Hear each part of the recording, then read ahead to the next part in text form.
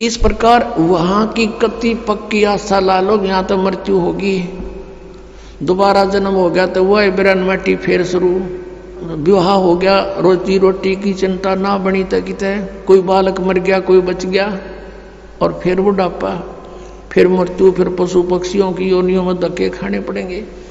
तो इस तरह सारा प्लस माइनस करके और फाइनल फैसला कर ले प्राणी, ये भगवान यहाँ जन्म ना दियो, चाहे हमने तो राष्ट्रपति बनाता हुआ हमने इसकी जरूरत है। इंद्र दा राज काग दा बेष्टा ना भोगा इंद्राणी नू, ऐसी आस्था बन जाए। इंद्र का राज भी काग का बीट है। यहाँ किसी भी पद पोस्ट की इच्छा मत करना। ठीक है, कोई सर्विस कर रहा है वो तो अलग बात है, प्रमोशन हुआ तो है, नहीं तो इस बात की आशा नहीं करे कि मैं बहुत बड़ा अधिकारी बनूं, जब व्यापार पड़े जहां रखे भगवान उसी तरह रहे, और अलग से किसी भी पद की ट्राई नहीं करे, किसी सरपंच की, मेंबर की, एमएलए एमपी चेयरमैन की, मुख्यमंत्री मंत्री प्रधानमंत्री की, ये आपका सबसे बड़ा शत्रु हो जाएगा। इधर झांके भी नहीं, अपना पीछा छुटवाने की सोचे पुण्यात्मा। इंद्र दा राज काग दा बेष्टा, हम तो यहाँ एक छोटे मोटे क्षेत्र में कोई मंत्री प्रधानमंत्री बन के सोचा पता नहीं के बन गए, और अपने ही पुण्य नाश करने। परमात्मा के स्वर्ग को जो सबसे उत्तम मानते थे, स्वर्ग को, उस स्वर्ग का राजा, वो राज की पदवी भी हमारे लिए तो उस सतलोक के सुख की तुलना में काग की बीट है, काग की टट्टी समझो। तो वो कैसा होगा वो लोग, ये समझ लो जैसे हलवे की तुलना में तमाकू कूट रखा हो। अब तमाकू कोई खा सके, कोई घना निकम्मा खागा तमाकू ने, और हलवा किसी अंदर दे जी सा जा, बूढ़ा भी खा जा बिना दांताड़ा, और वो टेस्ट लगे। तो कहने का भाव यह है कि वो स्थान और यहाँ के सुख, इतनी तुलना समझ लेना। अब परमात्मा आए थे 600 वर्ष पहले, कबीर भगवान सतलोक से चलकर सह शरीर आए थे। पुणात्माओं, आज फागुन सुदी द्वादशी, ये वो शुभ दिन है जिस दिन परमात्मा अपने लीला अनुसार, अपने गुणों के आधार से जो लीला करता है, वही लीला करते हुए सतलोक से चलकर आए थे। सतलोक से चलकर आए थे एक साधु रूप बना के। परमात्मा पूरे विश्व की, पूरे ब्रह्मांडों की 3 प्रकार के शरीर धारण करके सबकी देखभाल करता है, सबको संभालता है, केयर टेक करता है। एक रूप में तो वो स्थिर रहते हैं वहां सतलोक के अंदर, उनका करोड़ सूर्य मिला दे, करोड़ चंद्रमा इतना एक रोमकूप की शोभा है। सह शरीर है, मनुष्य सदृश है, नर आकार है। और दूसरे में प्रत्येक युग में एक लीला करते हैं, बालक रूप धारण करके आते हैं, और कमल के फूल पर जल में विराजमान होते हैं, इसलिए उनको नारायण भी कहते हैं। नारायण वही है असली में। नार माने जल, आयन माने विश्राम करने वाला, जल के ऊपर आके अवतरित होने वाले को नारायण कहते हैं। वैसे तो एक का है प्रभुत है, बाकी ये छोटे सारे भगवान इन प्रभु के हैं, लेकिन वास्तव प्रभु वही है, नारायण वह है। ये प्रत्येक युग में ऐसी लीला करता है, और पूर्व निर्धारित संस्कारी जो हंस होते हैं वो उन्हीं को मिलता है, उठा ले जाते हैं, लीला होती है। वो कुंवारी गाय का दूध पीता और कुछ अन्न नहीं खाता, ना कुछ दूसरा दूध पीता, कुंवारी गाय का दूध पीता है, ये लीला करता है। और यही वेद बताते हैं, और यही परमात्मा कबीर जी ने भी इसी युग में करके प्रमाण दे रखा है। तो वो दूसरी प्रकार का शरीर, और तीसरी प्रकार का जो शरीर परमात्मा धारण करता है वो जिंदा यानी एक साधु रूप में आता है। अब पहले हमने सुनने को मिलता था कि भाई किसी भगत, कोई व्यक्ति राह चलता हो अतिथि रूप में, या कोई द्वार पर आ जावे, कोई वस्तु जैसे भीख मांगे, कोई वस्तु जैसे, वैसे तो सही भगत संत होगा वो रोटी मांगे, अगर बकवाद नहीं मांगता, पैसे नहीं मांगेगा, सही भगत संत होगा तो रोटी ने चाह पानी ने मना नहीं करे, कोई भी आ जाए द्वार पर, बल्कि प्रार्थना करके खुआवे। आप करके देखना ये कितना पुण्य मिलेगा आपको। तो न्यू कहा करते भाई पता नहीं भगवान किस रूप में आ जाए, तो इससे सिद्ध है कि भगवान तो था तो पहले भी साकार ही, लेकिन इन अनाड़िया ने अज्ञान सोच के आधार से सिद्ध कर दिया था भगवान निराकार है, प्रकाश ही प्रकाश है, परमात्मा का प्रकाश देखा जाता है। अरे परमात्मा बिना प्रकाश किसका देखा? सूर्य है नहीं, सूर्य का प्रकाश देखा, सूर्य बिना प्रकाश कैसा हुआ? तो हम कति बालक थे, ये ऋषि में ऋषि भी कति बालक थे, कह का पता नहीं था इनको अध्यात्म मार्ग का, सत्कर्म मान लियो पुण्यात्माओं। अब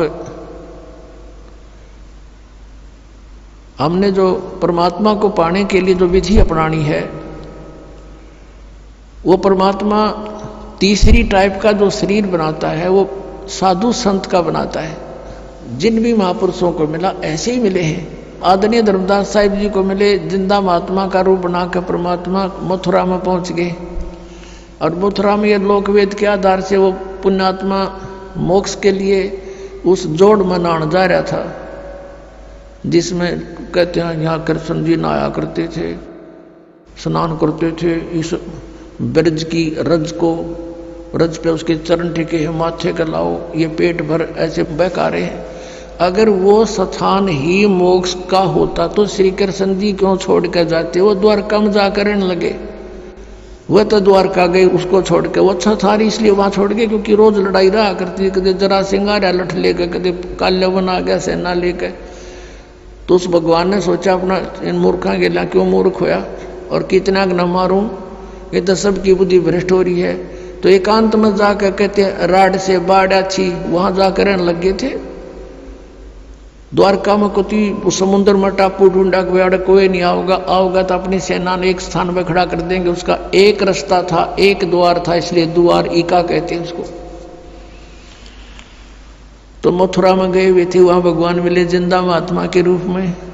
जिंदा महात्मा होता मुसलमानों के अंदर, एक काला सा ओवरकोट पहनता, घुटनों से नीचे तक का एक कच्छा और एक टोप, ऐसी वेशभूषा वाले को जिंद महात्मा कहते, जिंदा। और इसी रूप में गरीबदास साहिब जी को मिले थे। आज के दिन खेतों में गऊ चरा रहे थे गरीबदास साहिब जी, 10 वर्ष के बालक थे, साथ में और भी कई बूढ़े, कई बुजुर्ग थे, कई अच्छी आयु के थे, कुछ जवान थे। ये सबसे छोटी उम्र के गरीबदास जी थे, 10 वर्ष के। और आदरणीय गरीबदास साहिब जी ये किसान परिवार में जाट जाति से थे, और वहाँ छुडानी में इनके नानके थे।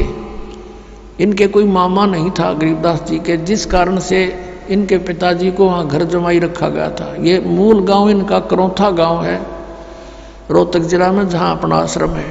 तो वहाँ ये वही जन्म हुआ था इनका। 10-12 वर्ष वहाँ रहते हुए हो गए थे इनके माता पिता को। तो वहाँ इनके जमीन बहुत थी, इनके नाना जी के लगभग 1400 एकड़ जमीन थी, 1400 किले। तो उसमें ज़्यादातर चरागाह बनाते थे, गौवें रखते थे, वही गौधन ही पाला करते थे। अपना गरीबदास जी भी उनके पाली जाते थे गवाले, और भी कुछ नौकर रखे हुए थे। कुछ वैसे गांव के अन्य व्यक्ति भी अपने गौओं को उन्हीं के खेतों में चराया करते थे। ऐसे कुल मिलाकर 10-20 पाली थे, गवाले थे। तो वहाँ परमात्मा सतलोक से चलकर आए साधु रूप बनाकर दिन के 10 बजे के आसपास। उसमें सभी एक जांडी के पेड़ के नीचे बैठ के खाना खा रहे थे पाली गवाले। परमात्मा आए, सतलोक से उतरे, उन्होंने देखा उस समय वो पैदल चले आ रहे थे। उन्होंने सोचा कोई राह चलता राहगीर है, यात्री है और महात्मा है। उन्होंने सब ने कहा कि महाराज आ जाओ, भोजन पालो। जिस डंडी के पेड़ के नीचे वो भोजन खा रहे थे उसके साथ से रास्ता जा रहा था कबलाना गांव से छुडानी को, वहां बैठी थी। उन्होंने कहा आओ महाराज भोजन पाओ। परमात्मा ने कहा भोजन तो भाई मैं खा के आया हूं अपने गांव से। आपका गांव कहाँ है? कि सतलोक है, और यहां से 16 शंख कोस की दूरी पर है। उनने सुना 16 कोस दूर होगा कोई सतलोक होगा। अब उन पालियों ने सोचा ले होगा भाई कोई सतलोक की पृथ्वी पर। उसमें ऐसा यातायात था को ना, कन्वेंस थी नहीं, 10 कोस मीन 16 किलोमीटर 17 किलोमीटर दूरी पर भी एक दूसरे को बहुत कम जानते थे। तो उन्होंने कहा पालियों ने कि महाराज हम अतिथि को कुछ जलपान किए बिना जान नहीं दिया करे, दूध तो पीना पड़ेगा अपने। परमात्मा बोले भाई दूध पिलाओ हो तो कुंवारी गाय का पिया करूं मैं। फिर वो कहने लगे बाबा जी तेरी दूध पीड़ की नीत को ना, मजाक ना करो, देख लो भाई पिलाओ दूध, मैं तो कुंवारी गाय का दूध पिया करूं। तब गरीबदास जी 10 वर्ष के बालक खड़े हुए और उनकी एक प्रिय बच्चिया थी, उसको लाए पकड़ के गले की रस्सी से पकड़ के कहने लगे देखियो महाराज जी इसका बच्चा तो है नहीं, दूध कैसे देगी, जैसे बच्चा व्यवहार करा करता है। परमात्मा बोले भाई कोई दूध का निकालने का है पात्र तुम्हारे पास? है कहाँ जी, ये लस्सी लाए थे अभी धो धा कर रखा साफ, ये रखा 5-6 किलो का जो उसमें जला जा ऐसा था। परमात्मा ने कहा रखो इस बच्चिया के नीचे। गरीबदास जी पकड़ के बैठिए, अकलो जी ये बालक था, उन्हें सोची मजाक करें हमारा जीते। परमात्मा ने कमर पर थपथप की लगा दी, इसके आशीर्वाद मेरा हाथ रख दिया बच्चिया के, लंबे लंबे स्वतन हो गए और अपने आप दूध की धार बहगी, पात्र भरते ही बंद हो गया। बोलो सतगुरुदेव।